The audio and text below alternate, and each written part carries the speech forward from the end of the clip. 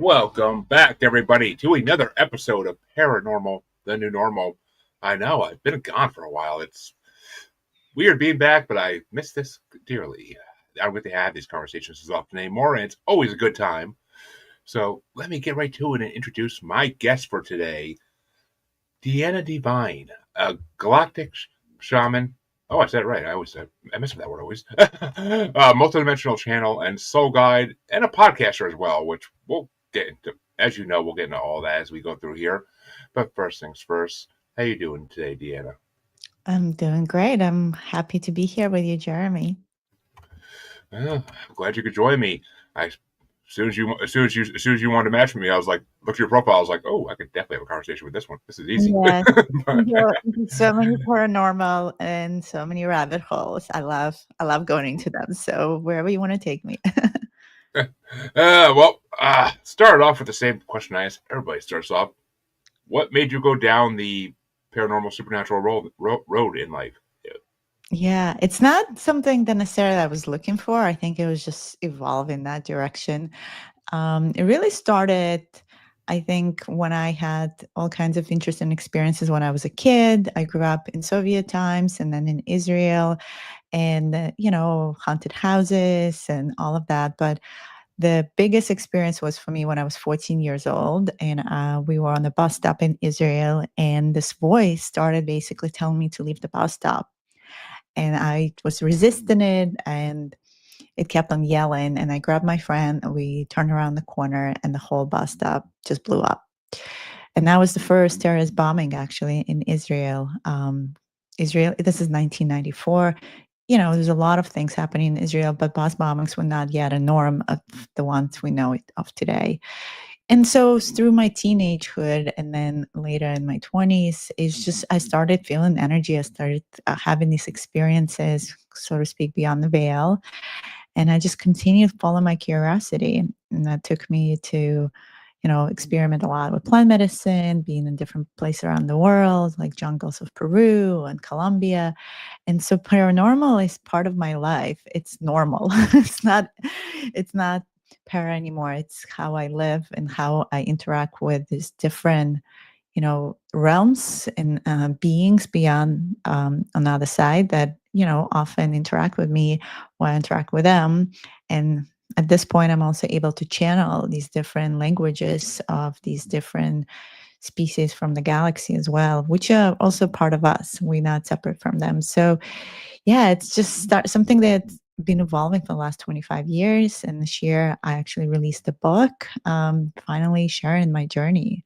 It's called Mastering Quantum Creation, where I go into my journey, but also discuss what is quantum, what are the different galactic species, and my story, my galactic origin story that I've remembered through doing a lot of work and remembering my past lives, and now help others as well to do this type of quantum healing and deeper through regression work and other work. So much to touch on there. But actually, first things first. Start off. I want to go back to the because you mentioned living in a haunted house, but you didn't give me any details on that, and I love details on that. I So I'm didn't glad live to in hear. one. I Oh, visited a bunch when I was a kid. We were in Israel. We loved haunted houses or abandoned houses, I would say. And then within the abandoned houses, as kids, we would play and we had experiences. Yeah. oh, I guess haunted houses I guess are normal anywhere. But actually, with everything that happens in Israel, I would imagine there's a lot of restless spirits. So, Yeah, bunch. Yeah. I mean, there's restless spirits everywhere. well, yeah. now, I mean, now, trauma though. yeah, exactly. And I've had experiences even here, upstate New York, in different places. I've interacted with spirits, and I've actually helped many spirits to cross to the other side. That's part of some of the work that I do. And I can even share a story on 9/11. There's a spirit that just connected with me last year from 9/11 site. And so I've been working in that area a lot too. So and what a bigger thing that I actually just officially posted about on my social media on 9/11 because I got her permission to share the story. So like I said, it's part of my now it's part of my norm. But when I was a kid, I was just tinkering like everyone else. Yeah, of course. And a 9/11 goes, so that's interesting. I mean, and Hmm. it's funny you keep mentioning New York. I'm like, wait a minute, upstate New York. I'm like, I'm from almost upstate New York. Like that's I'm like that's a coincidence.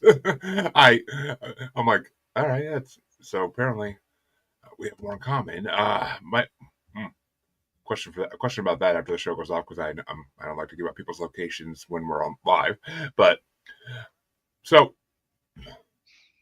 where to go from there even.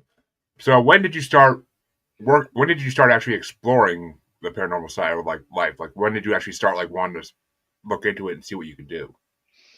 Yeah, I think when I was 20 years old, that's when the first time I had a Reiki initiation, as they call it, an experience. And it was actually in Israel. I was in US already for 6 years. I couldn't go back. I had to serve the army.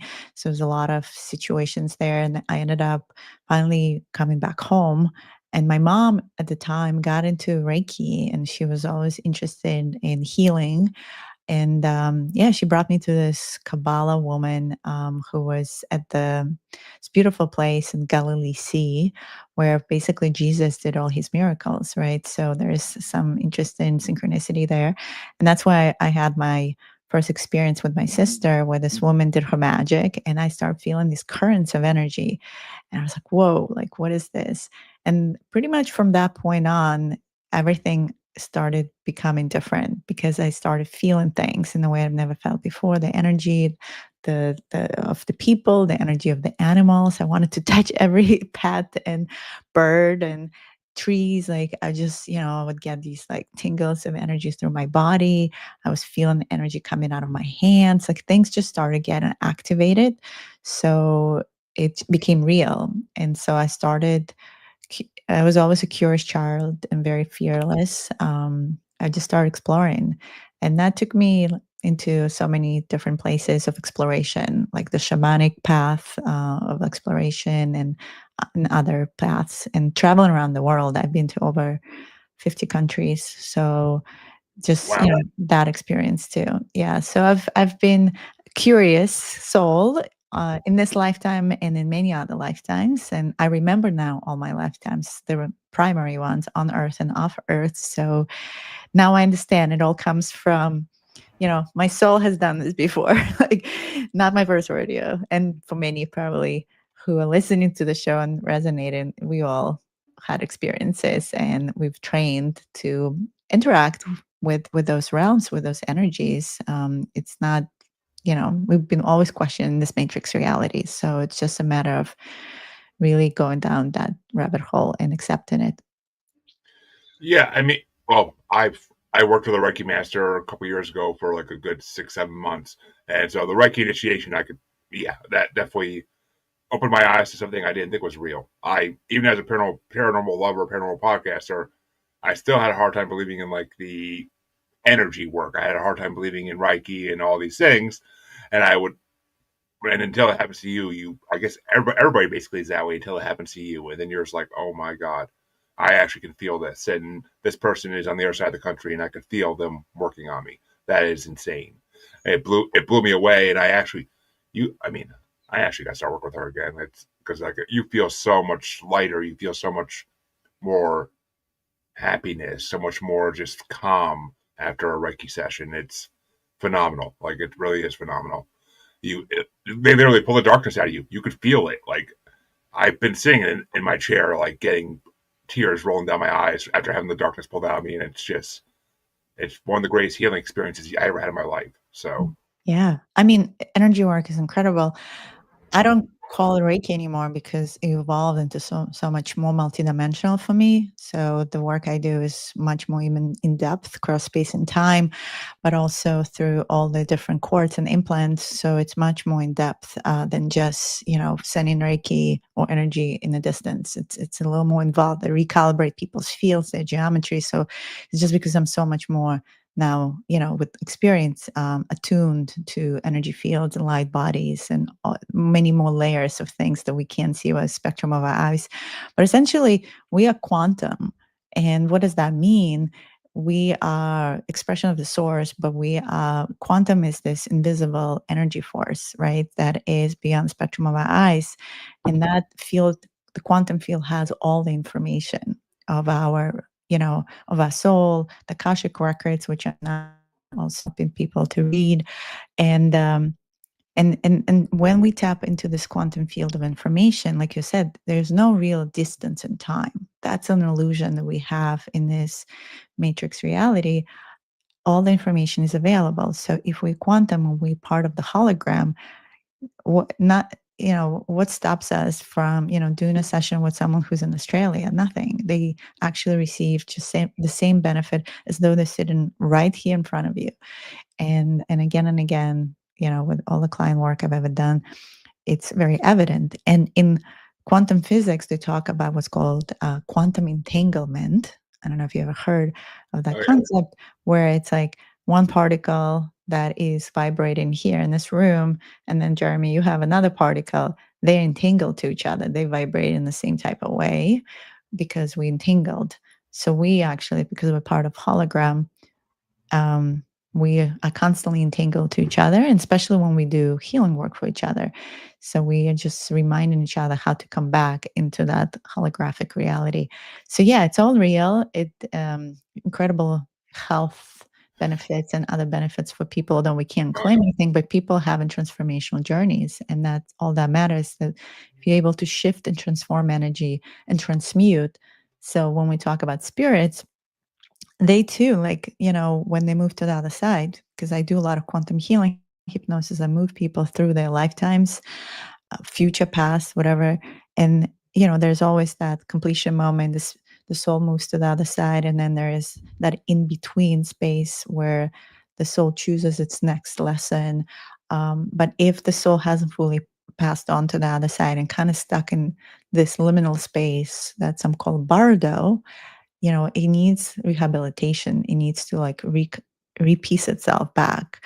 And that's where many kind of shamans and people who help spirits to be released, like on the land, that's what we do. We transmute in essentially the soul back into the light, or back into its kind of state where it's not stuck in this liminal space. So that's sometimes I do that. I get called to place around the world to recalibrate the land and activate the land and do like earth grid work. But also sometimes when I do that, that involves also release of spirits.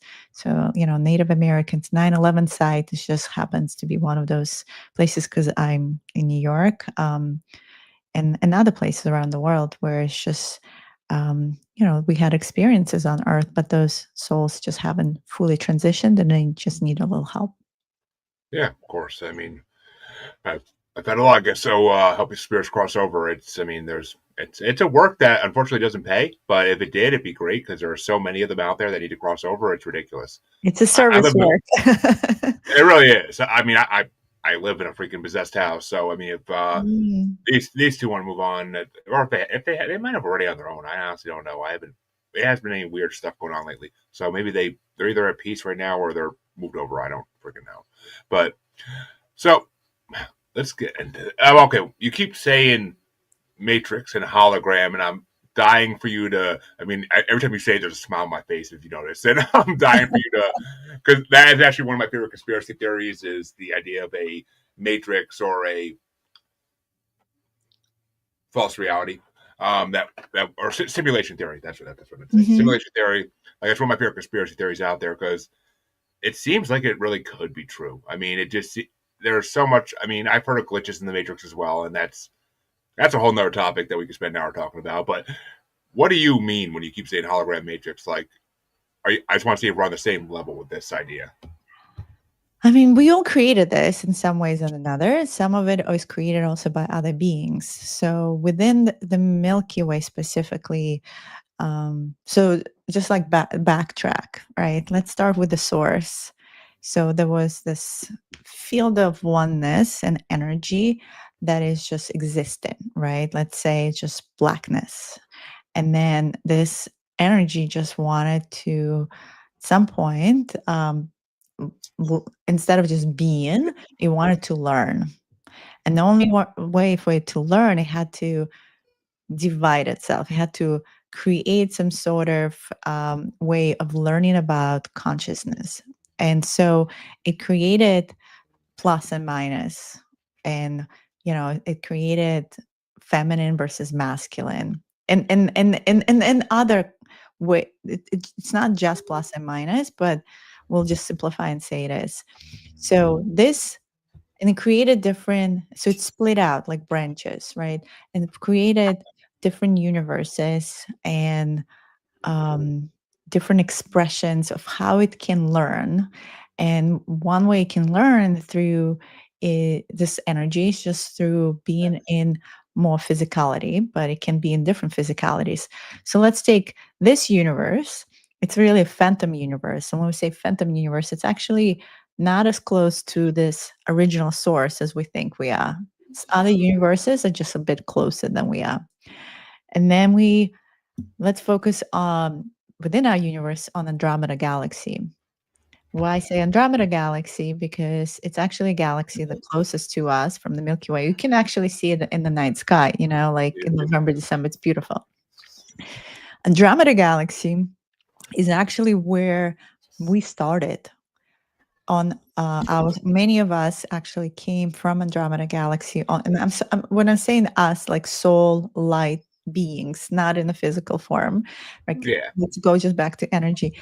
In Andromeda Galaxy, the creator beings wanted to create physicality, but it was too high of a frequency. So they basically, we don't fully know how many dimensions Andromeda Galaxy. Let's say 24, but I think it's more than that.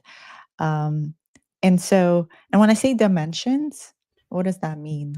It's almost like, think of it like you have a house. Within the house, you have different rooms, and one room vibrates a little more intensely than another room. So you kind of like walk through the house and you have access to these different rooms. So that's the different dimension. It's just different rooms and different accesses points that you have. Yeah. So so people, when they talk about paranormal, they're like, "Oh, I tapped into the fairies or I tapped into the angels." They all exist here simultaneously because they're in the same house, but they just in different dimensions. I think Which, yeah, you I hear a mean, bit of a noise in the background. I'm not sure. Is that your kid? oh, yeah, sometimes I like to be annoying. Uh, but, and it's funny because it's funny you mentioned the Fae and angels, because, I mean, that's another theory. That's one of the theories that people have for Bigfoot or Sasquatch, is that it's interdimensional, that it's ultra terrestrial, that it's Yeah. not, Yeah. it's not full flesh So and bone. so I'll just move us from the Andromeda Galaxy into the Milky Way, because these angels, they are actually Andromedans. They actually came, like the angels as we think of angels, they're just basically highly evolved beings that are not even from the galaxy, that created this galaxy. And they created this galaxy as a simulation. It's a copy of Andromeda Galaxy, but with 12 dimensions. So it's like smaller game, right? Because in this game, if everything is a game, back to the simulation, in this game, they could actually experience physicality in the way they couldn't over there. And they could create humanoid life. I mean, I haven't heard that before, and that actually would make sense. I mean, as far as I know, simulations, I mean, I've heard a lot of people say that they think simulations were created by extraterrestrials that we live in. But I mean, I guess that kind of, I mean, you almost could put Angels from the Andromeda Galaxy into that category if you Well, wanted to. If you wanted to call them aliens, because I mean, I guess they kind of would Well, be they are. extraterrestrials. They are the Yeah. creator beings. So we have to go back to the creator beings, because ETs, as we talk about ETs from different star systems, they kind of, um, again, different dimensional beings, but they kind of part of this co-creator group, right? There's different star seed groups specifically for Earth. Earth is much later a game of consciousness that got created. We are a mishmash of many stars systems. Like our DNA alone has over 25 races. Like our genome is a combination of 25 races of the galaxy. But I'm just giving, I zoomed out so far out just to give you a sense of like when we say matrix and who created this reality and how this is a game. Like this game's been created by, yeah, beings that we call angels, beings that are not even from this galaxy, who create universes. On top of my butt. It's Which, as much as I dread this question, I have to ask it. So, I mean, obviously, there's a creator. We all know that there had to be a creator of some kind. How do you feel about how Earthlings have distorted it and made it into a power grab that we call religion? oh, religion. Well, humans. So okay, so also let's backtrack. In this other, within the Milky Way, different extraterrestrial beings, when they incarnate as a soul into a body, they usually always remember their past lives. They remember who they are. They remember all the experiences the soul has had, because the soul is like a software, right? This is a hardware. So the soul collects information through time, and this soul, and it's like a software that uploads and downloads information to the source, right? The creator, however we want to say, the ultimate creator. So if you are born here on Earth and you in multidimensional amnesia and you don't remember your past lives, you don't remember anything, first of all, you don't have that type of footing that you would have as a being elsewhere. So religion is a system that is here to kind of give us a sense and hope, but it's highly manipulated system because there is, whatever religion you look at, there's always like intermediary. There's a priest, there's a rabbi, someone who from one perspective is l- giving you some sense of connection to this quantum field or whatever we want to call the source, but they always telling you how to, or they dictating, you're born of sin and therefore you have to repent. And it's like, no, we are angelic beings at the core. We just forgot that we are. We really have. And this is part of this game on Earth specifically. So when I talk about Matrix, yes, there there is like a game within a game, and earthly game is to actually be born with this multidimensional amnesia where we don't remember. And can we remember? Yes, because I've been remembering and I'm helping others to remember.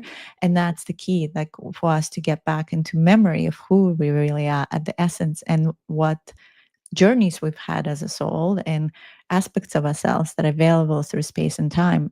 But religions was born to control the populace. I mean, at the end of the day, even like back, I'm just, I channel what's called light language or source language, which religion coined and demonized as speaking tongues, right? Mm-hmm. And what does speaking tongues assumes? Oh, some entity enters and makes you say these things and you speak tongues that are outside of you, right? And it's like, oh no, like something's wrong with you. You consorting with the devil. And then that kind of, all of those things that were created to really suppress us, disempower us, disconnect us from our own abilities, from our own channel, and put all these labels on what we can and we cannot do. But when we strip away the religion and strip away this push and pull conflict that they created, which is completely, fake, just to keep us in a box, when we strip that away and we really start digging deeper, because we have all the answers, we have the frequency of knowing, because we are part of the source, then we become much more powerful. They didn't want us to be powerful. So hence all of the control systems put in place. Yeah, exactly. Okay, I just want to make sure we're on the same level with that, which we are. So that's up. That's what's up. That's what's up. Yeah. But let's talk about this light language, the source language. Where does it? I mean, where does it really like come from, and why? Mm. Why does it let us heal? Like, why does it wake us? Great question. So, source language or light language, well, the official name for it is glossolalia. Like if you look up on Google, glossolalia, which from Greek it means like expression, like it's a expression of spirit, right? And it's this phenomenon where spirit expresses itself. So if we are the spirit, we are the source too. Our higher self can express itself. So back to our soul that had, experienced reality before it came on Earth, and it also connect. And because we have all these, DNA and genome of the galaxy, we are like an antenna for all this information that's available in the Milky Way. So this experience, I was already kind of full on my shamanic journey. I did a lot of plant medicine work. It was like, I thought I knew it all. And then I had an experience, Jeremy, which is really interesting experience. It was like I was meditating in Adirondack Mountains during a hike with a friend. And I one place that I was like really still kind of blocked was my throat chakra. Like I was not as confident, especially about singing. And my friend was like, "No, you gotta sing, you gotta sing." So we sat down on these beautiful rocks, and I started seeing, as we were humming, I started seeing these beautiful geometries in my mind's eye. And these geometries kept on saying, it was like this golden light. And they were like, "Just let us through, let us through." And then I had an experience where it was almost like this energy took over me. I was just observing it, but I had no control of it. And these incredible tones came out of me. It was like an opera singer, like, and they were so loud. They were like filled the whole valley. And my husband, who was like further out, he said his knees buckled when he heard them. It was like he's like angels were singing. And I was completely not in control the first time of that experience. When I came out of it, about like 3 minutes after, my friend was crying, and I was like, "Whoa, like, what was this?" And so I came home and I started working with someone who's a musician, and she was the first one who's like, "Oh, Diana, this is called light language." Someone in the 70s actually called it as light language. It's the language of the information, but it's not languages like English or any other languages. You know how you know exactly word to word what it means? This language is multidimensional. It's quantum. It is light, but it's also sound. I call it source language because I was shown it's more than just light, and it has a lot of information. It has a lot of these codes in it. And we are conduits to it because our soul knows it. So everyone, and I'm really passionate about it. I have a source language institute. I've helped lots of people open up to it. It's like a channeling ability, but it's not necessarily channeling in English. Like we think of channeling as in like just saying English words, but actually it's channeling with different sounds, because sounds are frequencies. It could be clicks, it could be um just words that are very pure vowels. It could be just singing, and I've learned now to trace them, and I can see usually where the the origin of the frequencies. And some more often enough, it's galactic. It's specific galactic race that speaks that type of language. And there's so many dialects, of course. Sometimes it's angelic. It's sometimes it's fairy. Sometimes it's dragon. We have access to all of it.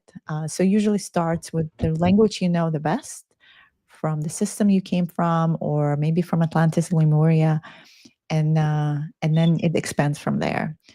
So yeah, we all have it. We don't have to be born with it. It's something you open up to. It's something you remember. You're not learning this like in school, like we learn Spanish or whatever.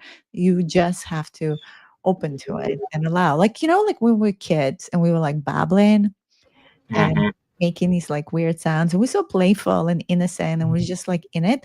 In some ways, this is light language too, because it's innocence, it's pure, it's limitless. And a lot of this is about dropping back into being a kid and just playing and allowing sounds to come through you. And why is it important? Because right now, this language, like we always talk about telepathy, right? That's the future communication. And we get in there, but really, I believe source language, light language is the next thing. And I have been, for me, this experience happened 8 years ago and I became a teacher of it. But I'm always saying, I'm not teaching you, I'm just facilitating for you the experience to open to it. And now it's happening much more. Like many more people are opening naturally to it, sometimes just by hearing it or like these, allowing themselves to express these sounds. And these sounds are incredible. It's like Reiki, but imagine sound Reiki. So when I say things, they penetrate down, these codes penetrate down to your cellular memory, to your DNA. They activate and shift the energy in the way just with hands alone, like it's not as deep. But when I say things, it's deep, it's fast, and it's incredible. So yeah, I use it all the time. It's like my part of my day. My kid speaks it, my whole family. It's like very normal. and and hope everyone at some point will really connect to it as well. Yeah, which I mean, I trust me, I have a 10-month-old, so it's I hear her babble every day of my life, and it's funny you say that because it's kind of like it kind of is like hearing her babble takes all your worries away in the world. It's kind of like it's a language coming through telling you just calm down, everything's okay. Like, and it's I mean, it feels like she's almost trying to say to us, like that's what she's trying to say to us, but she can't. So that's just the babbles of Yeah, right?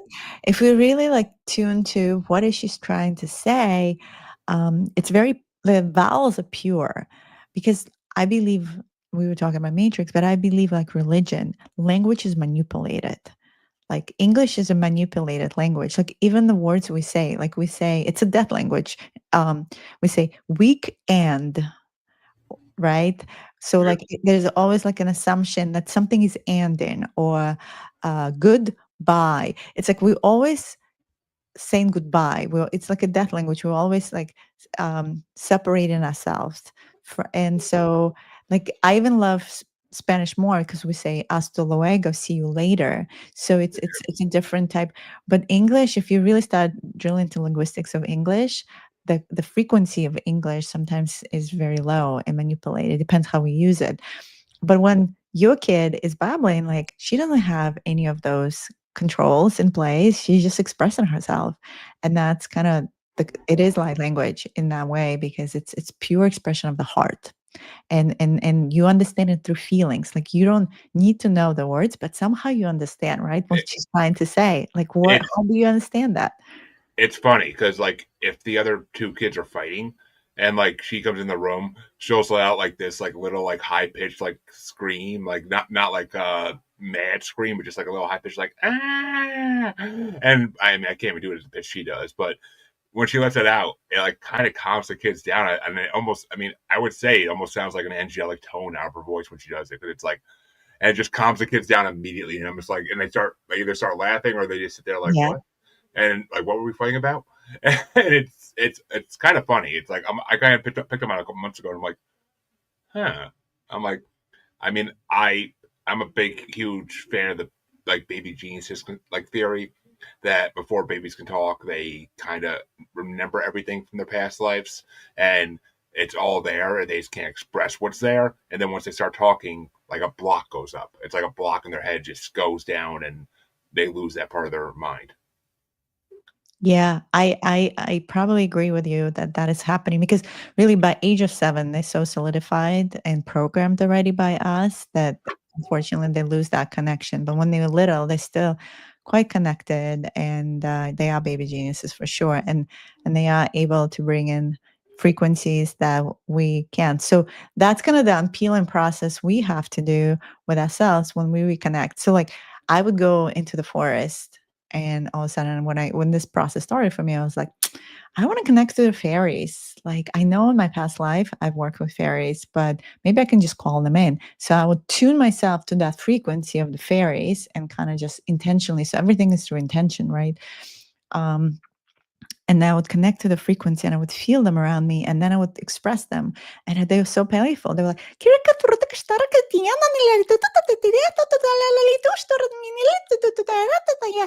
and there's like this playfulness and like this bubbly energy and like I have a smile on my face. I'm like, oh, that's the frequency of fairies.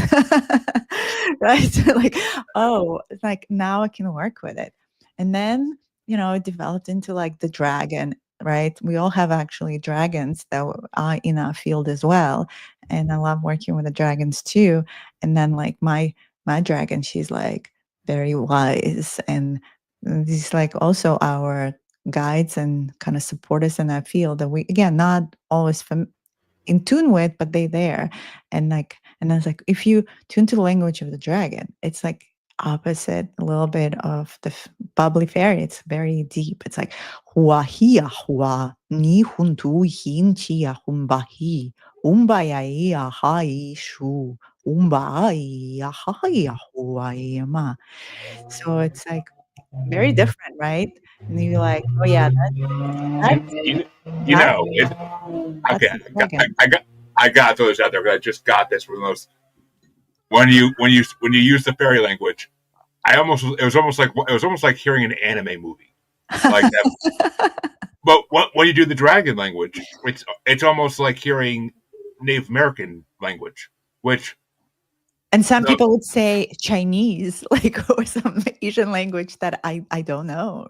I mean, I heard it sounded to me like because I there's some symphonic metal music I listen to out of Finland, and Mhm. they use Native Americans to actually like record like intros to some of the songs, and that's what instantly came to my mind when you did the dragon voice was like the intro Mm, to one of my favorite songs, and I was like, I mean, obviously not the same, but it still like was like right there in that close frequency, to. right there in that frequency, and I was like, oh, I'm hearing like that's native talk, that's that's it, and it almost would make sense in a way, Yeah, and then like my first language, that was actually 2 languages that started for me, or the Lyran language. You know the movie Avatar?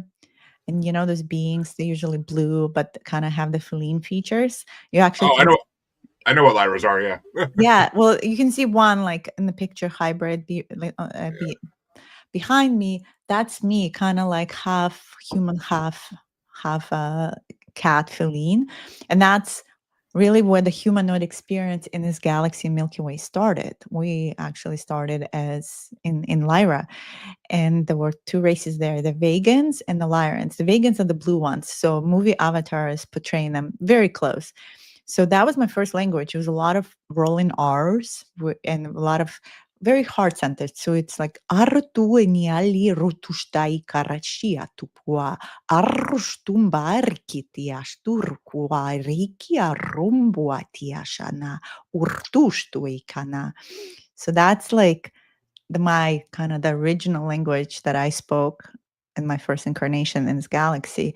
And so that's why I came first. And then with that, it was another language. And when I had a friend listen to it, and they were like, "Oh, that one is like almost like Klingon from Star Trek." I don't know if you're a big Star Trek fan, and it's very I ain't no Trek. I yeah. ain't no Trekkie, but I'm familiar. Yeah, so you'll hear the difference. So this one is still like kind of softer and more melodic, right? The Lyran, and then the Draco language, which basically the invaders, like the whole Star Wars saga, is really based on the galactic drama that happened between, the Dracos attacking the Lyrans, and that's why we on the soul level love Star Wars, because we kind of like feel the resonance with the story of the empire versus the Jedi and all of that. I mean, So it's funny how much. I mean, people like to say that Hollywood like uses movies to distort the truth and on purpose, and I think it's the opposite. there's I a lot think of disclosure happening through and there Hollywood. is. I Yeah. mean, if you watch the movie Predator, the director of that, the director of that, not the director, the writer of that, his father was in the army, and he saw things. He saw extraterrestrials that can make themselves disappear completely, and that's where he got the idea for Predator. Like his father telling him these stories about it. Yeah.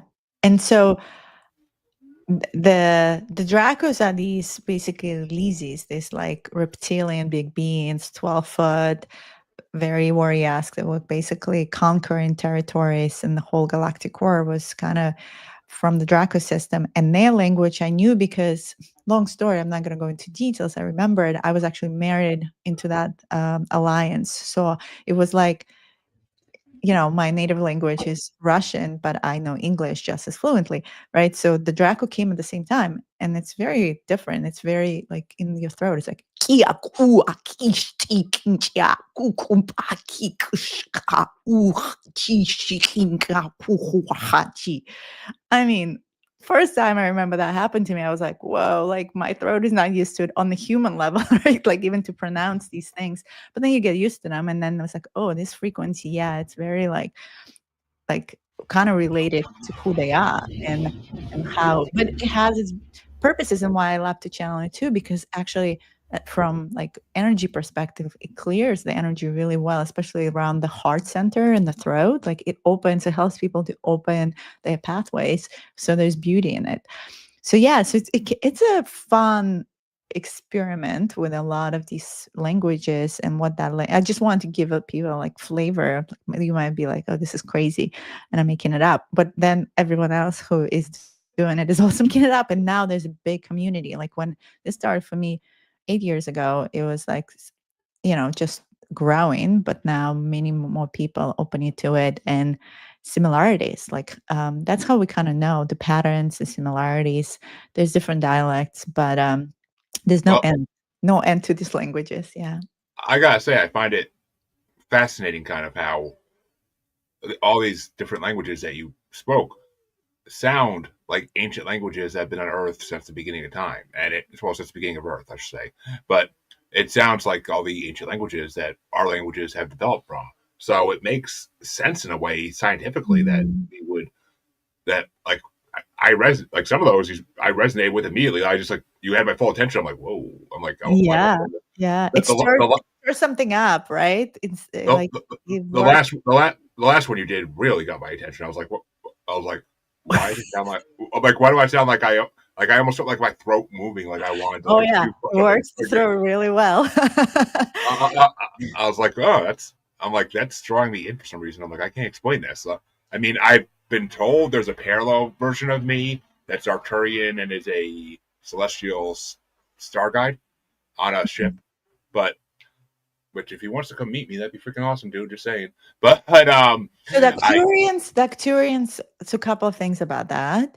Um, well, it could have stirred you up because you might have heard Draco before, and as Acturians were ambassadors in the galaxy, and they were also involved in the war.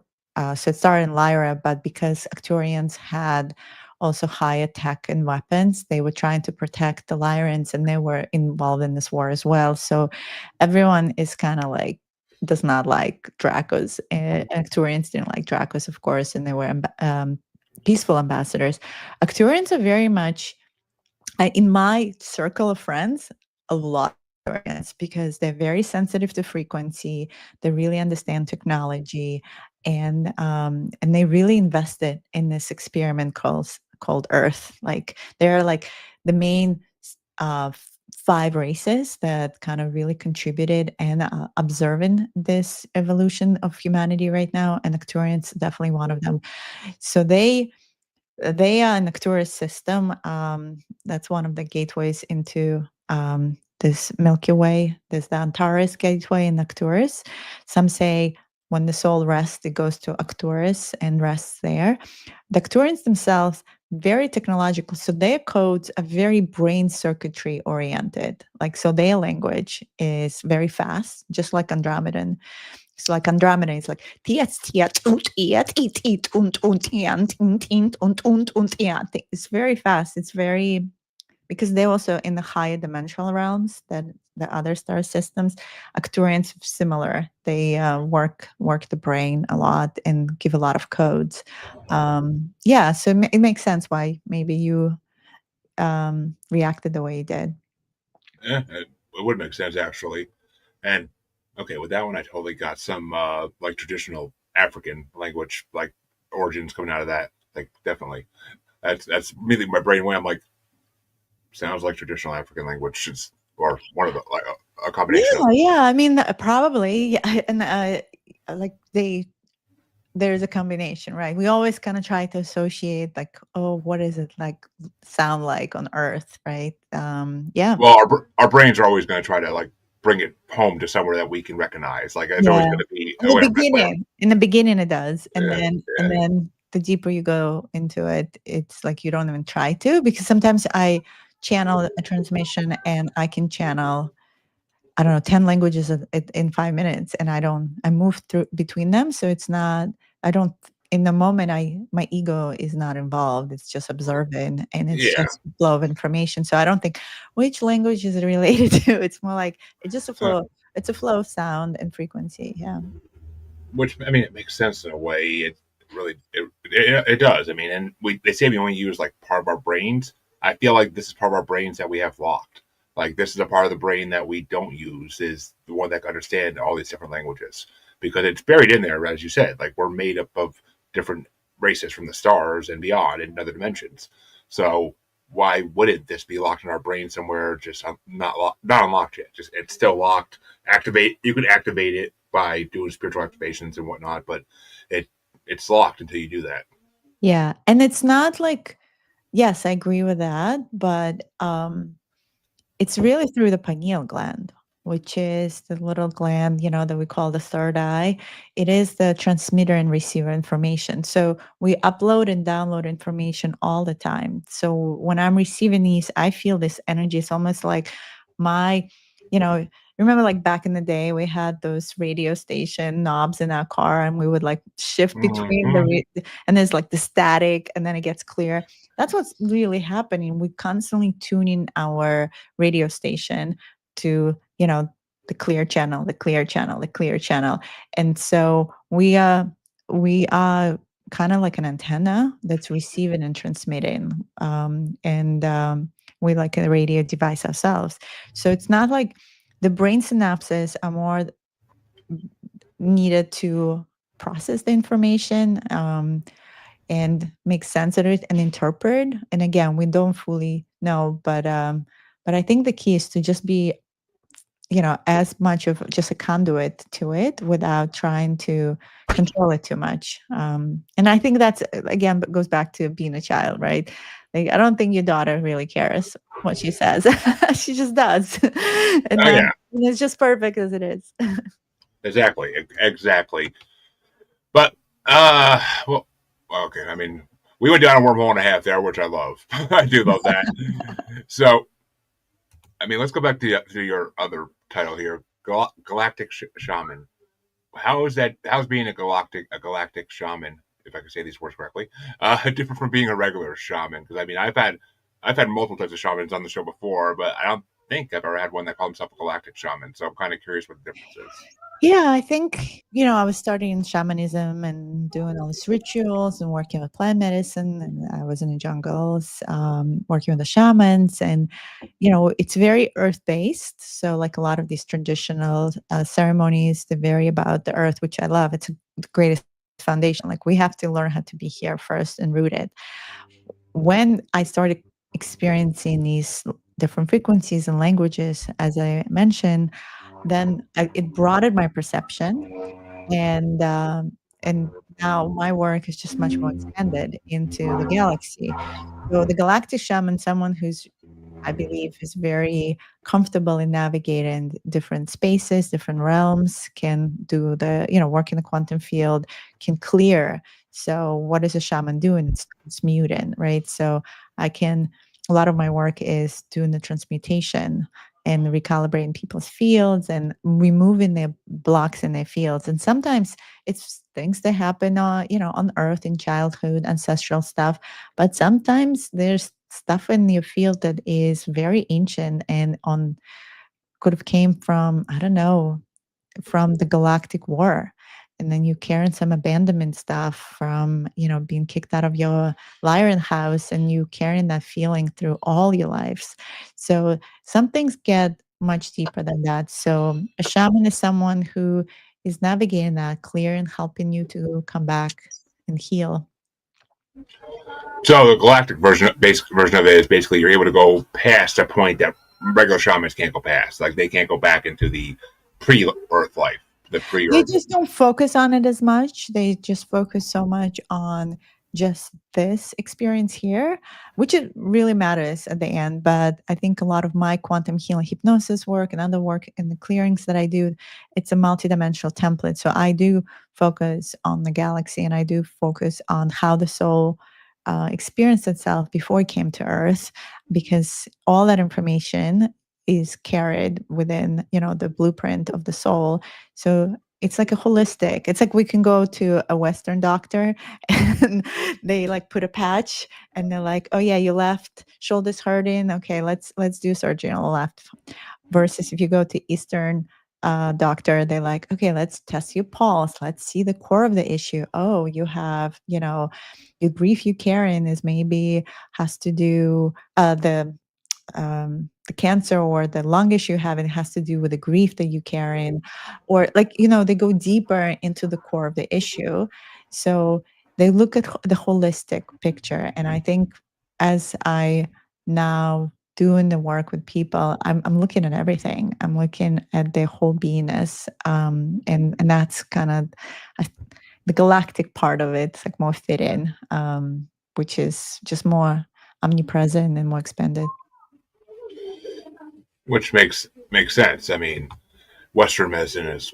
I literally hate the Western medicine world. They don't know what they're doing anymore, and it's all just now trying to mask everything instead of fixing it. Which, I mean, it's sad. It really is because, oh yeah, just take these pills and you won't feel anything. Don't worry about it. And it's like, why are you trying to numb us all? Why are you trying to numb us all to the point where we can't feel anything? I mean, and then that's what causes other sociological issues as well. And it's just a whole like, why? Why can't we be like the rest of the world and actually look for the reason that we're hurting instead of making us sit in the ER for 12 hours here and then just giving us a shot of something or giving us a pill to make us feel better? Like, why? It boggles my mind. It really does. But I'm not gonna go down that rabbit hole because I've gone down that rabbit hole before in the show and it's gone 2 hours. So You let's already not go. Yeah, you already got it. We make choices, right? We just have to question. We have to question Yeah. everything. We have to question the care we get. We have to get to the root of the physical manifestation. So just because you are hurting right now in that area, what is the core of it? What are the things you don't really want to look at? Like, where did it start on the energy level before it became a physical disease? Because what is disease? Disease is lack of ease. So how do I come back into flow, into ease, into surrender? How do I kick more into parasympathetic system? So there's many layers here, emotions, a lot of things that I help people to, sift through and clear. And then the physical realigns, because I believe we're not broken. We are all perfect. We're just out of alignment. And so how do we, between the environmental pollutions to 5G towers to EMFs to everything, we constantly we live in a noise. And because we live in a noise, our bodies, our original blueprints are misaligned. So that's my role, is to bring everyone back into alignment, and as much as I can. But it takes work also on the person side to do the inner work, because that's part of it as well. Yeah, I mean, it's true. We are out of alignment. I fully can feel that. I can feel that every day of my life, and it just you listen to the people around you, you watch the news, and just the whole Earth is just so far off alignment, and it seems like we're kind of getting to a point where we're going to have to slide back into it, or things are going to get bad. So, I mean, I don't know. I keep hearing the year 2027 pop up on my show constantly with my past guests. I don't know why exactly. No one seems to know really the exact why. I've heard theories, but I since we're hitting towards the end here, I'll ask this now. What where do you think we're headed? Where do you think humanity as a whole is headed in the near future? Like, what's going to become of us? Yeah, it's a good question. I mean, we constantly choosing on a personal level and collective level what we call the highest timeline, meaning a reality where, it's the golden age where we finally find alignment. How long it's going to take us fully to step into that era, we just started, really. Like, the age of Aquarius literally just started. So it might take us time. But I think the reason everyone's talking about 2027, 2030 is because this year's year 9 from numerological perspective. This is the year of completion. So we completed a lot of cycles, karmic cycles, programs, things are just shutting down. Like we literally, as you and I are recording, we in the eclipse season right now, really intense one. Things are just like burning through. We have solar eclipse. So there's all these things happening where on an energetic level, things are just completing and dissolving. And then next year, 2026, actually is year 1, where the foundation of this new earth reality, whatever we want to call it, is going to start building. And we get to choose what kind of reality we want to build. Like what are the foundations of this reality and the pillars and values, and the things that we see right now in the collective and the questioning that's happening about violence, about, moral code, about all of it is great because we on the consciousness level starting to stir up a little bit and ask, you know, because politics, what is it doing? It's constantly dividing us. So I'm very much in the camp of neutrality, and that's my role. I've been sitting in this camp for a long time because I'm also able to see the macro perspective of what's happening on Earth from the perspective of the beings that I interact with, and they also watching us. And I think by 2030 we might have physical contact. So in terms of disclosure and connection, if we continue to raise our vibration collectively, we might be ready for that. That might be really interesting. When I talk to the beings that I interact with, whether it's Andromedans, Arcturians, um, it's a shift in timeline right now. No one really can say for sure. It all depends where we all collectively, um, yeah, reach to. So 2027, they also talk about these children, new children that are going to be born, and these children are going to be very different than the children before. So there is some sort of frequency change that will happen on Earth. But and we are, I mean, we have to understand cosmologically, we're moving through right now photonic belt. We're moving closer and closer to the galactic center. We're getting bombarded by the sun's solar flares and geomagnetic storms, which are great because what is all of that? That's light, right? We get in so much light particles right now on Earth like never before.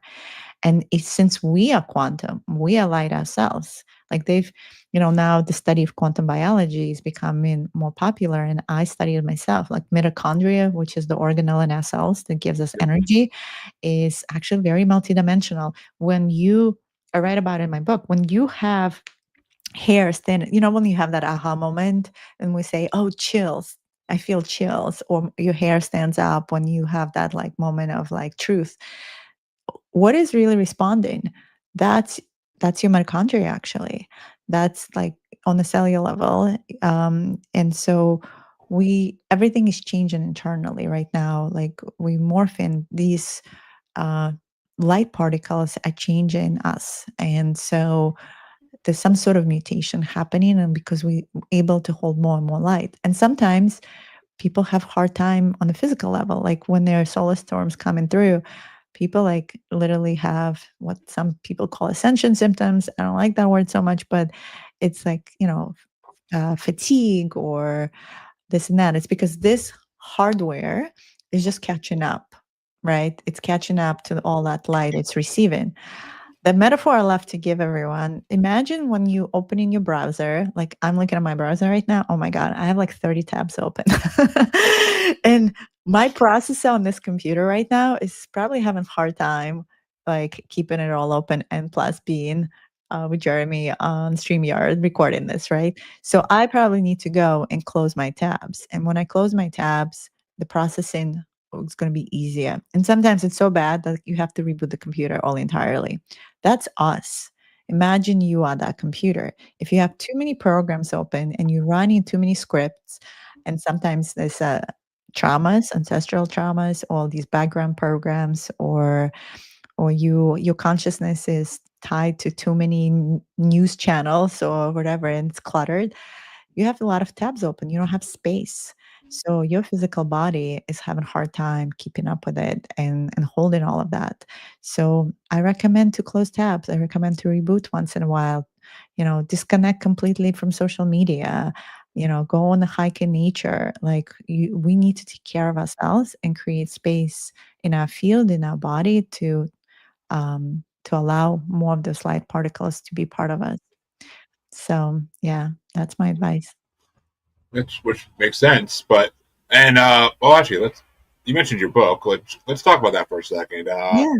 Why don't you tell the audience about your book and what made you want to write it, and basically what it covers? Yeah, mastering quantum creation, awaken the phoenix within, manifest your reality, and reclaim your cosmic power. So it's a combination of a lot of these things you and I touched on, but through my journey as well. And I basically split it into three parts: remembering, expansion, and mastery. And the premise is really that you are a master quantum creator. You an infinite creator. We are all creator all the time. We're just not aware of it. And so if we are creators, then we have to remember how to create and how to reconnect to our energy flow, to our kundalini energy, to our language, right? So I have a chapter on source language. I talk about the galactic history and just maybe start to be curious about, oh, I have these qualities. Maybe this is the star system I'm from, and just kind of go into these different rabbit holes. So I cover a lot about the quantum science and a lot of the research that's been done and sacred geometry. I have a whole chapter on sacred geometry. So I give different foundations to understanding that we are quantum, right? We are quantum selves. And what does that mean? And what do we take? Because I believe when we talk about the future, Jeremy, like this is where we're going.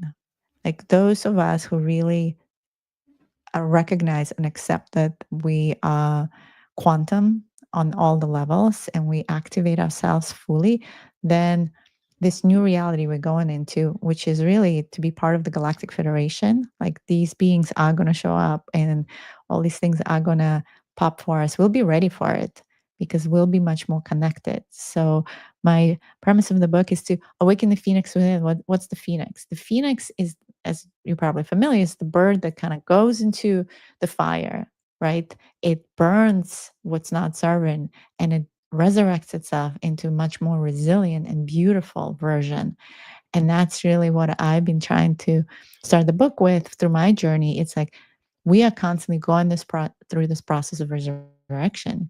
We unpeeling layers of ourselves that not serving us, whether it's a job that's not serving us, a relationship that was toxic, or habits that we were doing, and a new version is getting created. And so we have to step into that place of emotional mastery, recognizing different emotions we are processing, what serves us, what doesn't, what's a trauma, what's not a trauma, doing the work and then stepping into this place of like, this is where I am and this is the journey I'm on and constantly, improving yourself, but making yourself lighter, really, and connecting yourself more and more to this field of information that's around you. Then, really, at the end of the day, we're reclaiming our cosmic power. Like I was mentioned before, like we just forgot, and now it's time for us to really remember who we are. Like Jeremy, you're Arcturian, beautiful, powerful beings in this galaxy, and what does it mean to be an Arcturian, and what qualities can you bring into your current life, because the current life is what matters the most. So that's kind of my it's a book to inspire, and it's a compilation of a lot of information out there, but in a way through the stories. So because stories is what matters, through my own stories of my clients, to inspire others. And I have beautiful questions at the end of each chapter, and different meditations, even some on my website that goes with the book. And the audiobook is coming out soon too. So those who have hard time reading can soon enough listen to it as an audiobook. It's Oh, there you go. Thank Oh, you. Yeah. there you go, folks. And I mean, it sounds amazing. It sounds amazing, and some people probably appreciate the audiobook a lot too because that looked like a big book. And I, as It, much as a reader as I used to be, Life gets in the way of reading nowadays. I haven't read a freaking book in 5 years, but it's Yeah, the images are fun though. So, but yeah, you sometimes I know a lot of people are just like driving the car, want to hear it, and that was the inspiration to put it into audiobook. And yeah, it just hit bestseller on ebook version nice. on Amazon. So obviously people are still reading, if not paperback. I love the paperbacks, but they read in the digital Same. version. Yeah. Yeah, I mean, I am old school. I prefer to hold a book in my hands versus holding my phone in my hand. But convenience outweighs what you want to do sometimes. So I read on Kindle for years before I moved in with kids and stopped having the chance to actually read a book ever. And podcasting also takes away from that too. But it is what it is. I'll get back to it someday. And I have so many books from previous guests on my shelves that were given to me and whatnot that my I have. I just got sent from a future guest. I just got sent a book on past lives that is as thick as an encyclopedia almost, and it's oh my god! I'm like, I will read this one day. I swear to God, I will read this one day. It's just I I don't even have the mind space to incorporate all that Maybe right you now. listen to mine because I, I, that's I gonna be actually available soon. I think October 8th, I'm gonna release that. Literally just finished it and get it mastered. So really wanted to be out there because people asked for the audio. And there's nothing like narrating your own book because you really know the material. And I also, offer meditations and a little bit of activations with light language in each chapter. So it actually integrates. It's not just something you listen to, but then you have a little bit of like an experience as well. And I had my 12-year-old read my book this this summer, and I'm like, I wish I had children. All of them were reading more of that type of material, and were more curious about you know nature, reality, and not just what is being taught in school. So that's a whole rabbit hole of itself. But yeah, yeah. I mean, I agree with that to some degree. There's just a lot. Yeah, they need to change the curriculum for a lot of what we consider education nowadays. It's getting horrible. But that you're right. That is a rabbit hole and a half. So where can people find you? Where can they find your podcast, your book? Where can people find anything about everything? yeah. I mean, the best way to start is my website. It's Diana. Well, it's Diana, but it's like dianadivine.com. There's links to my podcast. You can find me also on Instagram, on social media, at Diana M, like a Mary Divine. And same on YouTube. The podcast is there too, as Diana M Divine, on TikTok and all the platforms. It's on Spotify.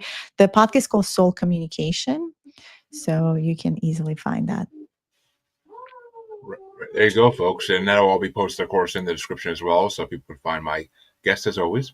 And I want to thank Deanna for coming on today. It's been a amazing show. I wish I could honestly talk to you for another hour, but Yeah, thank unfortunately, you. Thank you. Yeah, and those who are interested, I have a bunch of workshops online and more coming.